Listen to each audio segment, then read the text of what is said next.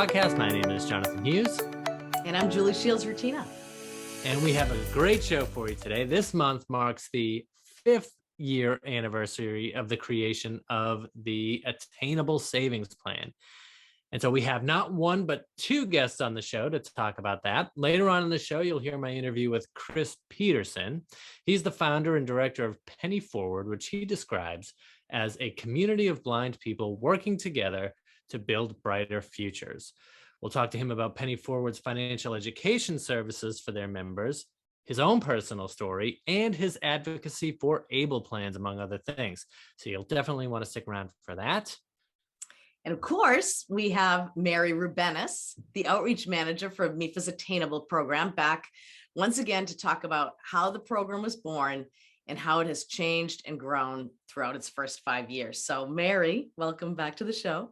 Thank you both. Excited to be here. So this is a bit of a review from the last time you were on, but I was wondering if you could take us through what the ABLE program is, how it was created, because I like that story, and what do ABLE plans do? Sure. So I guess I'll start at the beginning, which was the ABLE Act, which was passed federally in 2014, and it established these ABLE accounts, which actually stand for Achieving a Better Life Experience. That's what the acronym stands for. And so it added this section 529A, which is an ABLE account, to the tax code and established these tax exempt accounts. And it's for an individual with a disability who qualifies to use it for a qualified disability expense. And we can talk about, what those might look like, what some of those expenses might be. And I always kind of like to share that the legislation took almost a decade to get passed, and it started with a group of Northern Virginia parents who had a child with Down syndrome, and they all kind of got together and then lobbied with some national organizations, National Down Syndrome Congress, etc., and got this legislation passed. So huge deal for it to come about. Took almost 10 years. Can you tell us a little bit about some of the features of Attainable, and then also how folks can get more information? The disability has to have occurred prior to the age of 26. And then if you're getting, say, SSI or SSDI, you're automatically eligible. But even if you're not getting those benefits, but you meet that age requirement and then have some type of disability that meets the requirements, then you can open one of these. And so some of the features or qualified expenses for these accounts are things like healthcare. You can use it for housing, pay your rent, pay your mortgage. You can use it for transportation. And that even includes Uber and Lyft rides. You can use it for educational expenses like you can, a regular 529, assistive technology. Those are some of the things that you can use it for. Some features for Attainable that I like to highlight. We talk a lot about, people ask the question, how should I keep track of how I spend these accounts? And Fidelity, who's our program manager, so Fidelity manages our program. And so if you're going to open one of these accounts, you do it through Fidelity and they manage the assets. They have some great free digital tools. And so I always tell people to look for those. They help you to track and categorize the expenses and keep track. And one of those is called Full View. So I'll just mention it here. And it allows you to kind of keep track of how you're spending the account and sort of manage that aspect for you.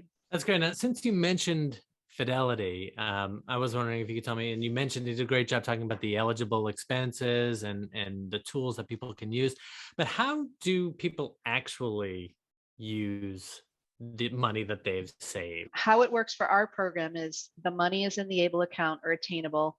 Then when you want to pay that expense, you actually transfer the funds electronically, either to your personal checking account, or Fidelity also offers a free checking account called a cash management account, and you could transfer it to that.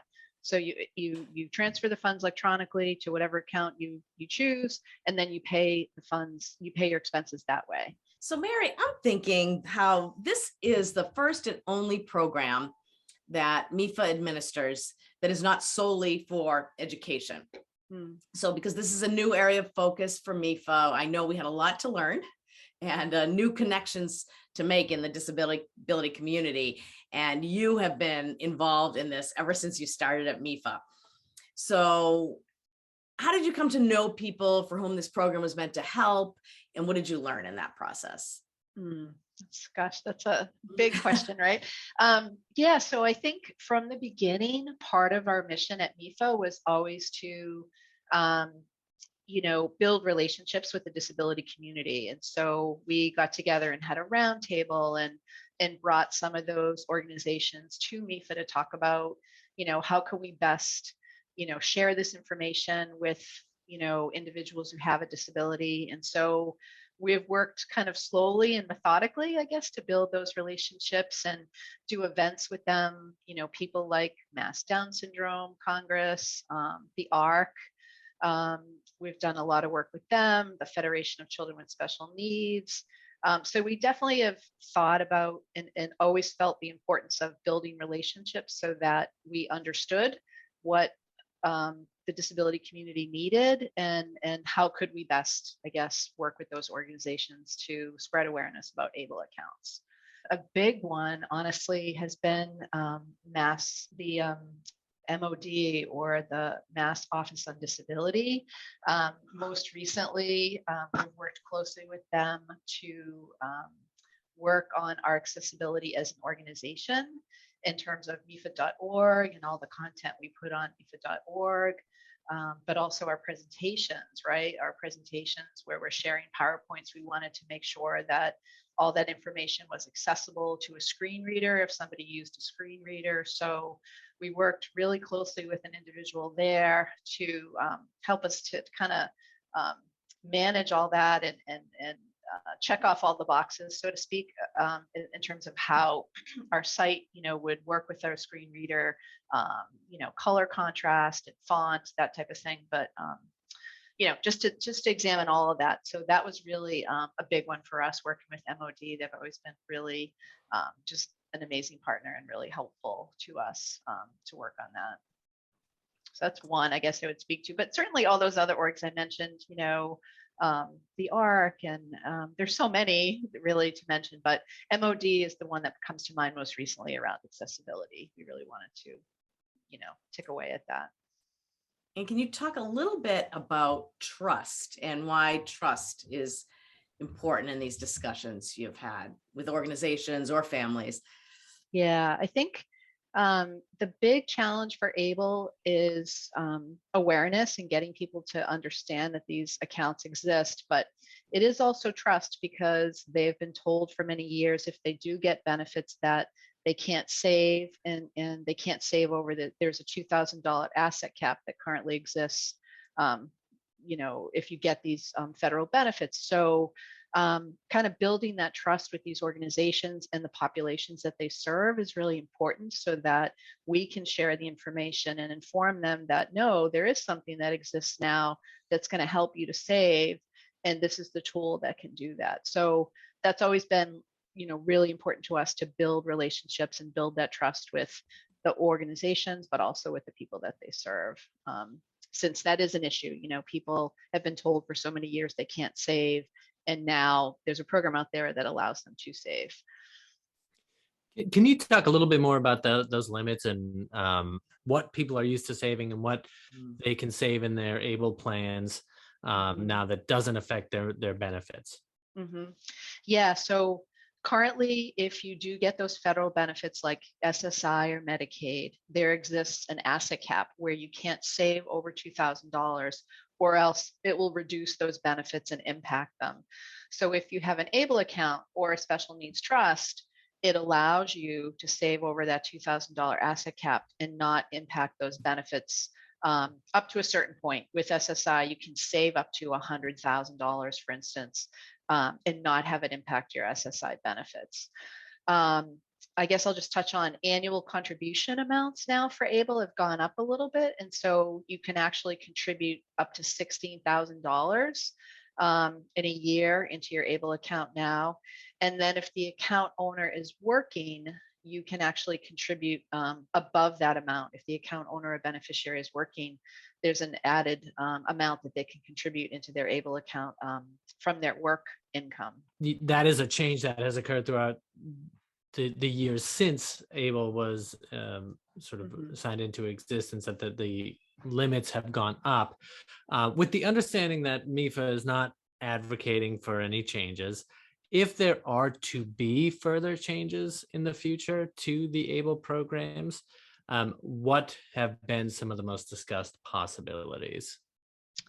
Yeah, I think the biggest one that comes to mind is they want to raise the age, and that would involve legislation to get passed. And so there is a pending bill that they're trying to push, that the ABLE Age Adjustment Act, to get that age raised from qualifying from 26 to 46.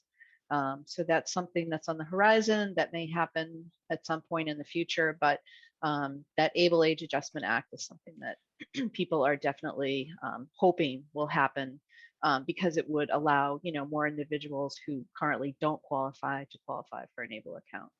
And that is the disability would have to have been diagnosed before the age of 26, or?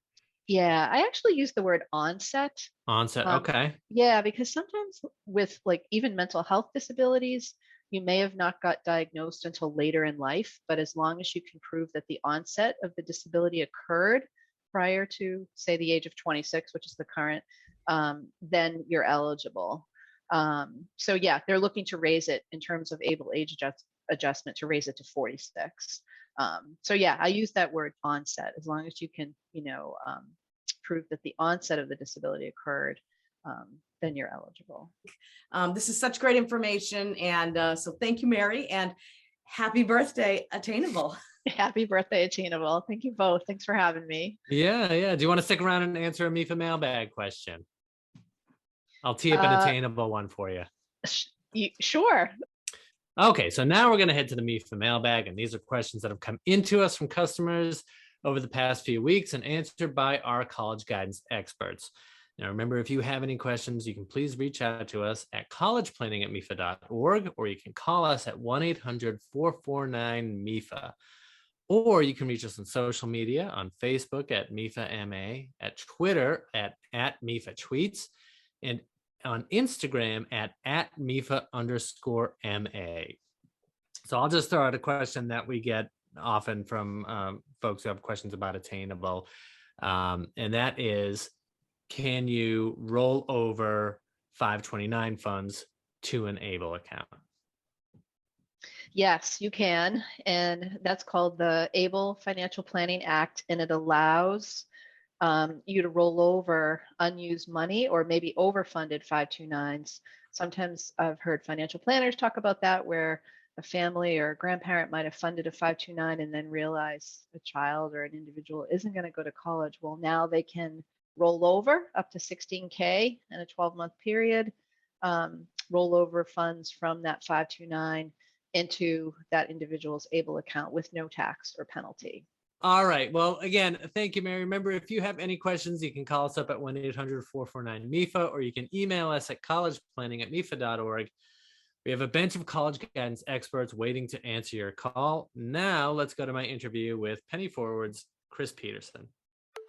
In 2020, my guest Chris Peterson founded Penny Forward, which he describes as a community of people who are blind, their families and friends, who share an interest in financial independence. Penny Forward's mission is to help people build the knowledge to confidently navigate the complicated landscape of personal finance through education, mentoring, and mutual support. He came to our attention through his advocacy on behalf of the ABLE program, and we will talk about the ABLE plans, among other things. But first, I want to welcome you to the show. Chris Peterson, thank you for being on the MEFA podcast. Nice to meet you. Nice to meet you. Thanks for having me. Of course, my pleasure. Now, I was sort of going through and preparing for the show and reading up on your website, and I got to your bio, and the first line of your bio is very striking, and I wonder if I could read from it. So it reads, Chris Peterson was born blind and raised with the expectation that he would lead a successful life. So can you tell me what was meant by that, and how was that communicated to you? It was kind of communicated to me that when my parents looked at other blind kids or blind adults that they happened to meet, a lot of them weren't weren't necessarily involved in much. Kids in particular sometimes were overprotected, maybe sheltered a little bit, and adults were, a little bit isolated and maybe not employed or not particularly well off financially.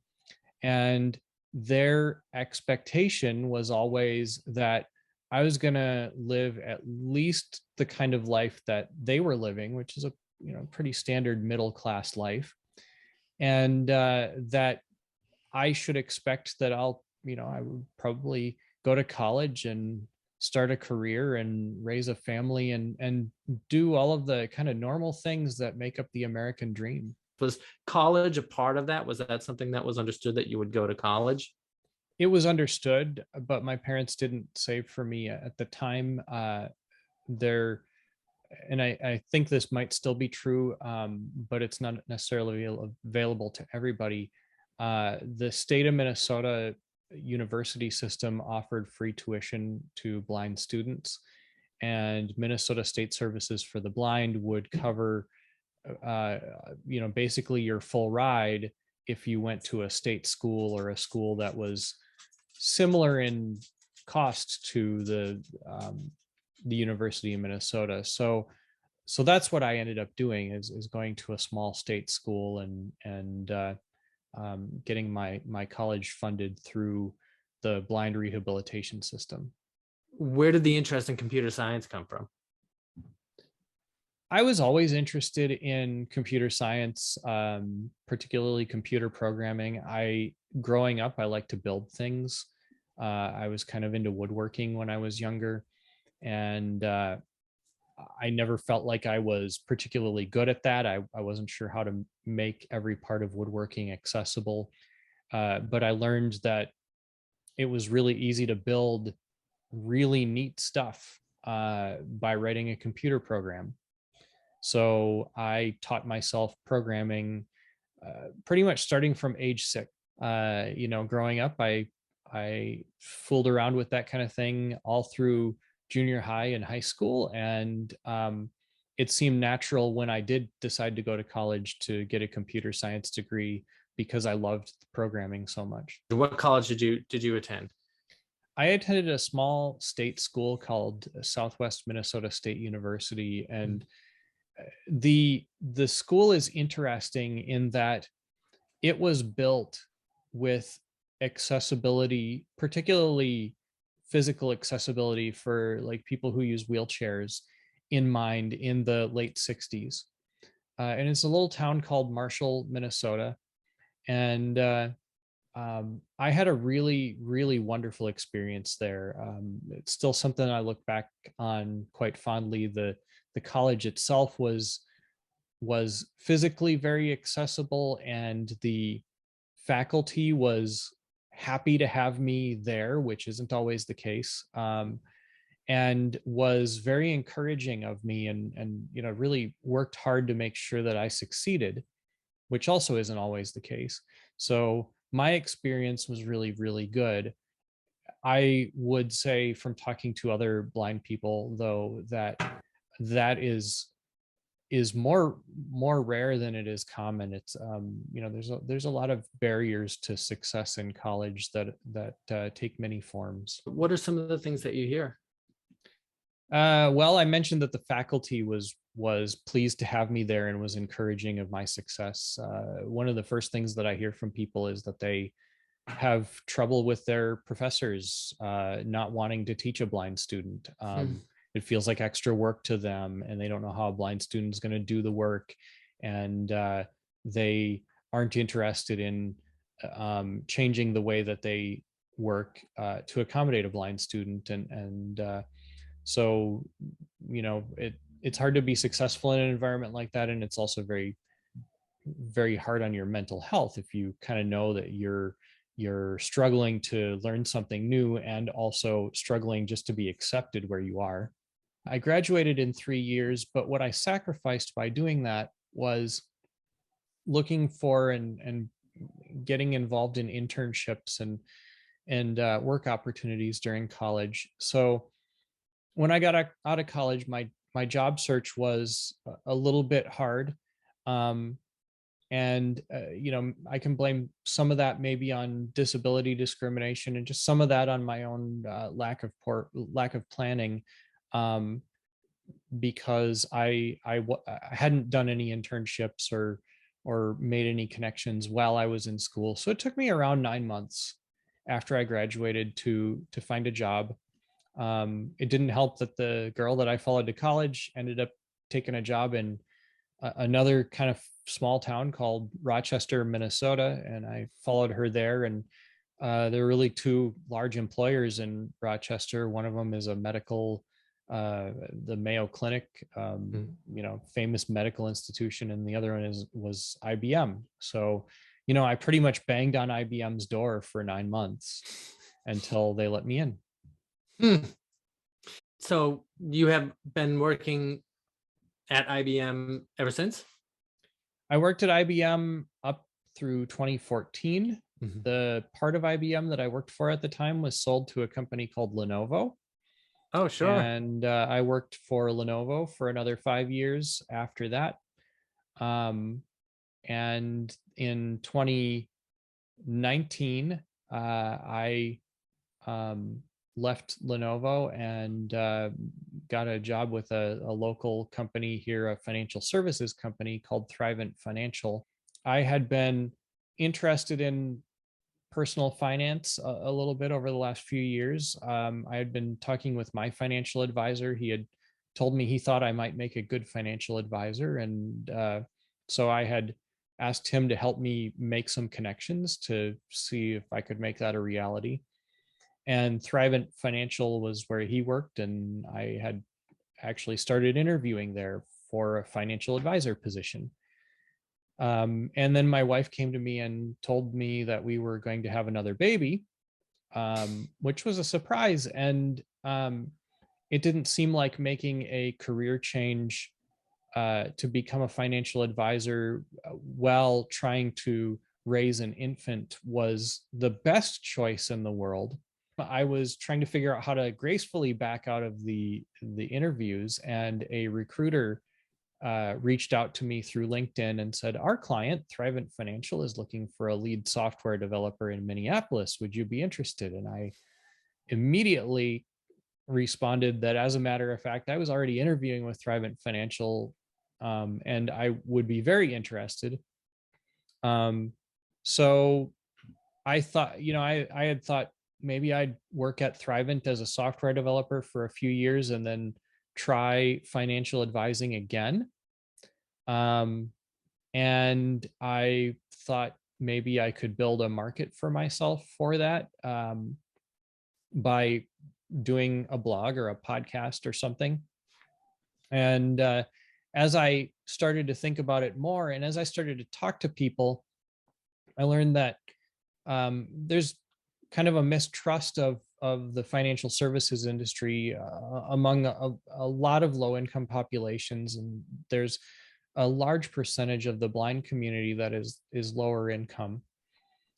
And I was trying to figure out from talking to them how to do something that would be trustworthy. And one of the things that people said was, well, we'd really rather work with a nonprofit organization whose goal isn't to make money off of us. So I ended up starting the Penny Forward blog, and then came the Penny Forward podcast, and it started to take off. And I started to get to know people who thought that my vision of starting a nonprofit organization to teach blind people personal finance was a pretty neat idea, and was able to pull together 5 people who wanted to sit on a board of directors and help me found this thing. Tell us about Penny Forward then, and how can people interact with this organization? Right now, people can interact with the organization by looking at the website and listening to the podcast. The podcast is, I say it's about blind people building bright futures one penny at a time. One of the questions that we have from blind people who are unemployed or underemployed is, how can I think about managing my money well or saving money or building credit if I don't have a job. And so we bring people on who have jobs and we talk to them about how they got their job, what they've learned from the process, what advice they might give to other blind people. And occasionally we have experts on that talk about finance related topics, things that people may not know anything about because they have no experience doing these things. For example, ABLE accounts is something that a lot of people are aware of by name, but don't know how they operate or what they're for. And so early on, we were able to bring on Miranda Kennedy from the ABLE National Resource Center and talk about ABLE accounts. And so our goal really is to deliver content that helps people to figure out how they're going to make money. And once they have it, how to manage it well. And we hope that they also want to grow it so that they can be positioned well to take advantage of rare opportunities, weather hard times, and generously support causes that they care about. And just so folks know, an ABLE program is a tax-advantaged account that was created for individuals with disabilities. And these individuals can save funds and have them grow with no taxes and use the funds tax-free to pay for a wide variety of expenses. And so, you know, I noticed on the Penny Forward site, you link to ABLE resources, which is great. How was the awareness or the popularity of ABLE plans? How has that changed things for you and for the community that you serve? Well, first of all, I wasn't aware of ABLE plans until I started Penny Forward and realized that I needed to really bone up on what was out there for people with disabilities. And so when I ran across ABLE accounts, I immediately, because I've been saving and investing for quite a while now, I recognized the potential of them. And like I said before, I've noticed from talking to people that many people are aware that ABLE accounts exist, but not necessarily aware of how they operate or how they can get an ABLE account, or maybe why they might want one. And because of those things, the uptake of ABLE accounts, particularly in the blind community, according to the ABLE National Resource Center, has been very low.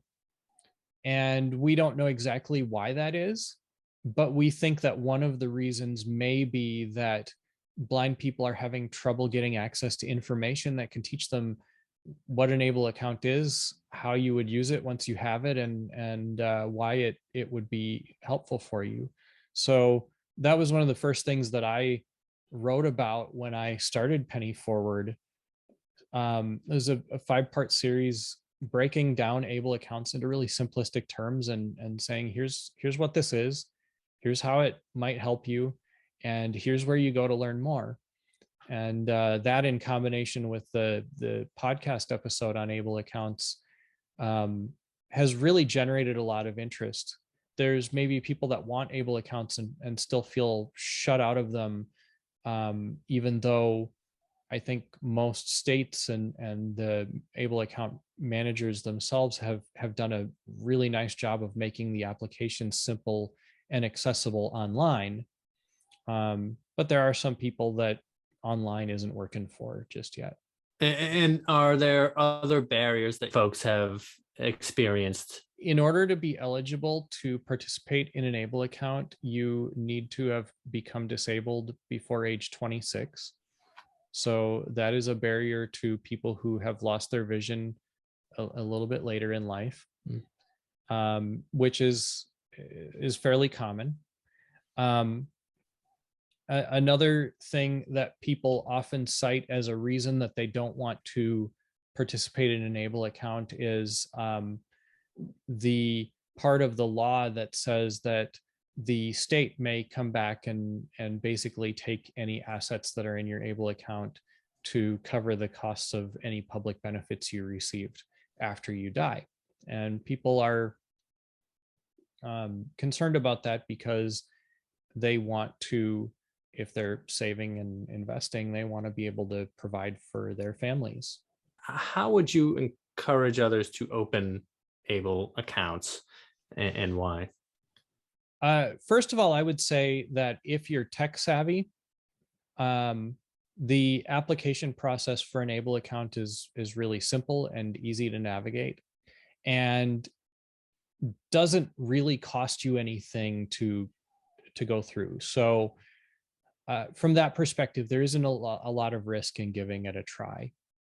The second thing I would say is that investing a portion of your money, and it doesn't matter how small the amount is, investing your money over a long period of time is going to give you a cushion. That cushion might be enough to help you pay an emergency bill, or it might be enough to help you cover the moving costs if you're offered a job outside of your local area and you're not sure how you're going to take it. This has actually happened to a couple of people I know. And for parents of children with disabilities, an Able account can be a really great savings vehicle for them. If you find out that your child is blind when they are an infant, it can be very understandable for you to wonder whether your child is going to go to college or not, because some forms of blindness can come with other types of disabilities that you're not necessarily aware of at infancy. And let's face it, there's just most parents that have a blind child have never thought that they were going to have a blind child. They don't know very much about blindness, and so they may not really be aware of what other blind people are doing. If you're concerned about your kid not being able to go to college at some point, you still want to save for them for whatever future they might have. Putting $25 to $50 a month in an Able account can really, really pay off by the time they turn 18 or 19 years old.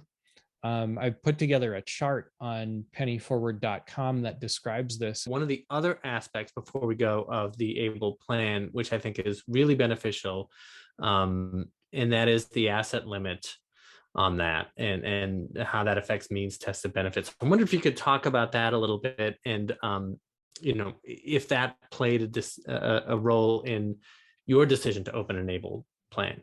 Yeah, well, let's remind people first of all what means tested benefits are, in case they don't know. We're talking about things like Social Security benefits that are available to people with disabilities who haven't worked before, called SSI, or supplemental security income. Things like Medicaid, which are critical for people with complex medical conditions. Even stuff like SNAP, food stamps benefits can be means tested. And what means tested means is that you have to not be making very much money in order to qualify for them, but you're also not allowed to keep a lot of the extra money that you might have as a result of collecting those benefits. In other words, you really can't own much, or you no longer qualify for the benefit. And if a person with a disability were to be given $100,000 by friends and family, for example, they would no longer be qualified for these means tested benefits. And you might argue that, well, gosh, if somebody has $100,000, they don't need a paycheck from Social Security, but they very well may need medical care to cover a complex medical issue that might be more costly than, or it might blow away that whole $100,000 all in a few office visits. So for those people, being able to continue to rely on those programs is really critical. And what an Able account does, because this is what the law says that it's supposed to do, is it allows you to save money or to receive money from family and friends and save that money in an Able account without it impacting your eligibility for benefits. And I specifically mentioned $100,000 because the law says that you are able to save up to $100,000 and still be able to receive means tested benefits. Once you get past that, they still will start asking you to spend down until you get to the get back below $100,000. An ABLE account is not something that's meant to be saved forever, but it definitely is way better than the $2,000 limit that people used to have without ABLE accounts to be able to receive these benefits. Have you experienced people not quite believing that that's true? Yes, I've experienced people not quite believing that that's true. I've also experienced people not really understanding how money is going to get in the account, especially if they're low income. They're having trouble making ends meet. A lot of people have trouble envisioning how they would put away any money at all. And even if they could put away a small amount of money, they have trouble believing that it would be worth it. And that's why I talked about, even $25 or $50 a month can, over the course of 18 or 20 years, you really can grow that. It's entirely possible. So I don't frankly know exactly how to help people to trust that ABLE accounts are a real legit thing, other than to say that I have one and I put money in it and it's working for me. And the website is pennyforward.org. It is. It's pennyforward.org or .com. Okay. Either one, if you forget one, the other will work. Well, good luck with it. Thank you so much for being here. I had a great time speaking with you, and hopefully we can do this again. Yeah, thanks for having me. All right, well, that about wraps it up for us today. Once again, thanks to Chris Peterson for sharing his time and his expertise with all of us today. Mary, thank you for joining us. Pleasure as always. Thank you. And folks, if you like the show today and you want to hear more from MEFA on all topics related to planning, saving, and paying for college, career readiness, and reaching financial goals, please subscribe to us on Apple Podcasts, Stitcher, iHeartRadio, or wherever you get your shows from. And whether you're a new or regular listener, please remember to rate and review us so we can keep doing what we're doing and getting this good information out to people like you. Julie, thank you. Thank you, John. Seems so oddly formal that we thank each other at the end of every episode. But I haven't thought of anything better yet. Thank you to our producer, Sean Connolly, and our editor, Lauren Patton. Once again, my name is Jonathan Hughes, and this has been the MEFA Podcast.